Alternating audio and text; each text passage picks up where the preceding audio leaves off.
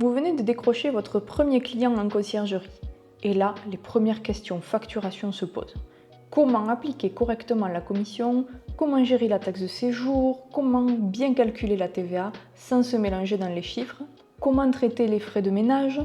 La facturation devient un vrai casse-tête. Et vous vous demandez sûrement comment s'assurer que tout est en règle dès le départ. Vous saviez qu'en moyenne, une conciergerie passe 3 jours par mois à facturer ses propriétaires? Je vous montre en fin de vidéo comment on a pu réduire ce temps à 1 heure pour une vingtaine de propriétaires. Bienvenue dans l'Openariat, ici on parle d'entrepreneuriat, on partage ses idées et on avance ensemble.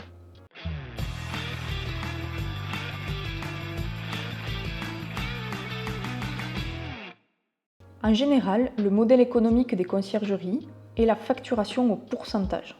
Mais sur quel montant devez-vous asseoir votre commission? Alors, partons de la source pour arriver jusqu'à la facture.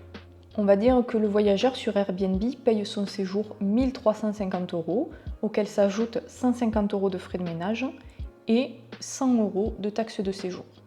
Le voyageur aura payé au total 1 600 € sur Airbnb. La plateforme va immédiatement retirer les 100 € correspondant à la taxe de séjour pour les reverser à la mairie au nom du propriétaire. La loi oblige les plateformes à gérer la taxe de séjour pour les particuliers. Il reste donc 1 500 € sur lequel Airbnb va, lui, asseoir sa commission. Quand vous utilisez un channel manager, la commission est de 18%. Airbnb va donc prendre 270 € et verser au propriétaire 1 230 €. Cependant, le propriétaire devra bien déclarer 1 500 € de revenus et 270 € en charge. C'est là que la facture de conciergerie intervient. Pour facturer honnêtement, il convient de mettre de côté les frais de ménage. La conciergerie va donc faire le calcul suivant. Elle va partir de 1 230, ce que la plateforme a reversé au propriétaire, auquel elle va enlever 150 € qui correspondent aux frais de ménage. Elle va trouver un montant de 1 080 € et ça, c'est la base commissionnable. C'est sur ce montant-là que vous allez pouvoir calculer votre pourcentage. Si notre commission hors taxe est de 20%, c'est le calcul suivant qu'il va falloir faire. 1080 fois 20%. Et c'est égal à 216 €. Si la conciergerie n'est pas soumise à la TVA, elle va donc facturer au propriétaire 216 € plus 150 €, ce qui nous fait un total de 366 €. Maintenant, si la conciergerie est soumise à la TVA, il va falloir la rajouter sur le montant de la commission, donc sur les 216 €. 20% de 216 €, c'est 43,20 € qui vont être rajoutés à ce montant-là. Et si on additionne la commission, la TVA et les frais de ménage, c'est-à-dire 216, 43,2 et 150, là, la facture sera de 409,20 €. En général, on estime que par rapport au chiffre à déclarer, le propriétaire perçoit dans sa poche réellement 50%. Vous aurez remarqué que la taxe de séjour est retirée dès le départ et ensuite elle n'est pas du tout comptabilisée dans les revenus du propriétaire. Eh bien, c'est normal.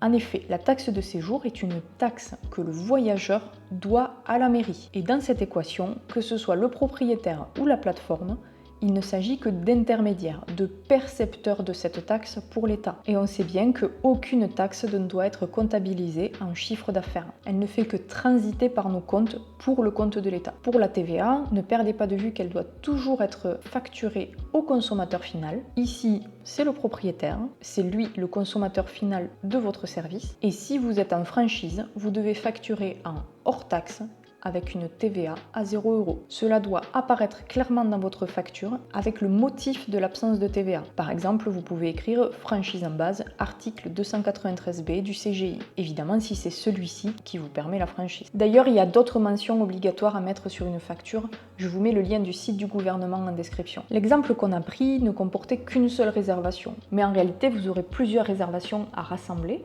pour avoir une facture globale qui s'assoit sur l'ensemble des réservations effectuées dans le mois. Nous, dans notre conciergerie, pour simplifier les choses, on a décidé de ne facturer que les séjours terminés.